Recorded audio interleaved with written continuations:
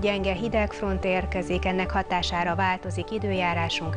Ez a front Kárpát-medence szerte egyre jobb feltételeket teremt záporok, zivatarok kialakulásához. A reggeli órákban nyugaton már megnövekszik a felhőzet, a keleti területeken lehet szakadozottabb a felhőtakaró, és több helyen valószínű eső, zápor, helyenként zivatar is, amellett, hogy 15 és 20 fok között alakul a hőmérséklet.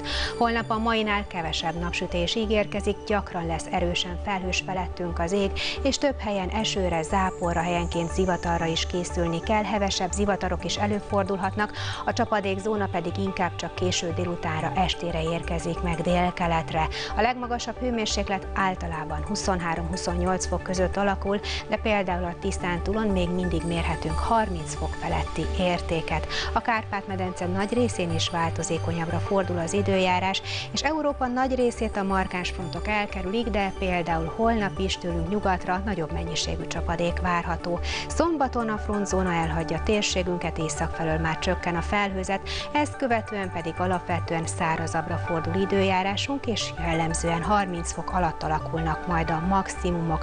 A hét elejéhez képest sokat melegedtek hazai tavaink, bár a következő 24-48 óra időjárása nem annyira lesz alkalmas strandolásra. További kellemes estét kívánok mindenkinek, viszontlátásra!